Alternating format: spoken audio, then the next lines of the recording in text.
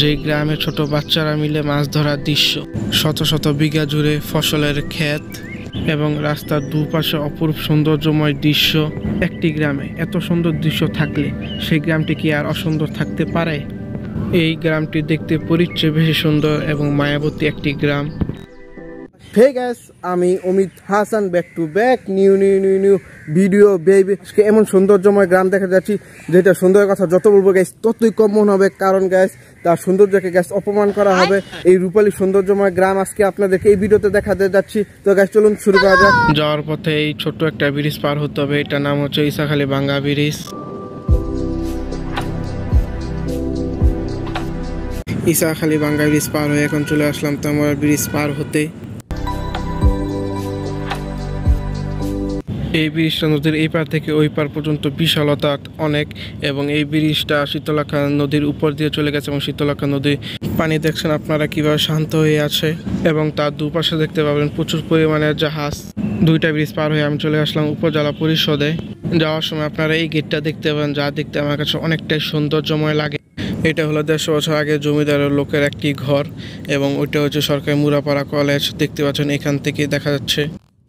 ওইটা ছিল উপজেলা পরিষদের গেট এবং এটা হচ্ছে মেইন উপজেলা। আজকে আমার গন্তব্যটা এই পথ ধরে, এবং রাস্তা যাওয়ার সময় আপনার বাইতুল খালেক জামে মসজিদ দেখতে পান, যেটা দেখতে আমার কাছে অনেকটাই সৌন্দর্যময় লাগে। এটা হচ্ছে বামনখালী খেলার মাঠ, যা এই জায়গার ভিতরে সবচেয়ে বড় একটি মাঠ, যেটা জনপ্রিয়তা এই জায়গার মধ্যে ছড়িয়ে আছে। ব্রিজ মাঠ শেষ করে আমি এখন ঢুকে পড়লাম মাসিমপুরের এরিয়াতে। এই জায়গাটার নাম হচ্ছে মাসিমপুর। আপনারা চাইলে এখান থেকে গ্রামের সৌন্দর্যময় দৃশ্যটা উপভোগ করা শুরু করতে পারেন।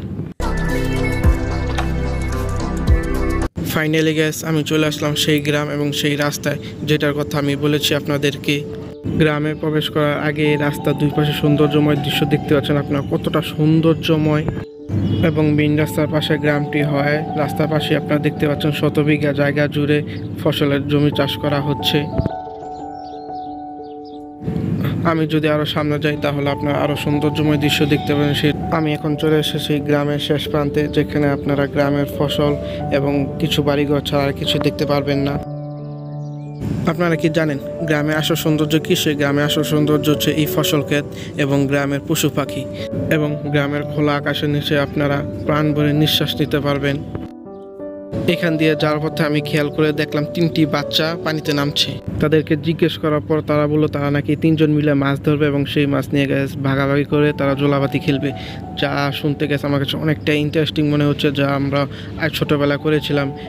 আপনারা এখন যে গ্রামটির দৃশ্য দেখলেন সেটা সবচেয়ে চেয়ে বেশি সৌন্দর্যময়। আমি এখন অন্য একটি গ্রামে যাচ্ছি, সেটার দৃশ্য আপনাদেরকে দেখাবো। আমি এখন যে জায়গাটির মধ্যে আছি এই জায়গাটির নাম হচ্ছে ইসলামাবাদ। তো গাইস আমি এখন যাচ্ছি মাঝিপাড়া, এবং এই রোড সরাসরি গেছে গাউসিয়া ভুলতা গাউসিয়া মার্কেটে চলে গেছে, আর এই রোড চলে গেছে মাঝিপাড়ার দিকে, এবং মাঝিপাড়া থেকে দিকে থেকে আমি উপজেলা দেবো। ওইখান থেকে গেছে আমি আমার বাসার দিকে যাব। তো গাইস মাঝিপাড়া যাওয়ার পথে আপনারা অনেক কিছু দেখতে পাবেন, স্কুল কলেজ মাদ্রাসা যা রাস্তার পাশে অবস্থিত, এবং যা দেখতে অনেকটাই সৌন্দর্যময় লাগে। এবং এই সৌন্দর্যময় গাইস আপনাদেরকে দেখানোর জন্য আমার আজকের এই ভিডিওটি। দূর থেকে এই বাড়িটা অনেক সৌন্দর্যময় দেখাচ্ছে, কাছে এসে দেখি এই বাড়িটা গ্যাস ভেঙে আছে, যা দেখে গ্যাস আমার কাছে অনেকটাই খারাপ লাগলো।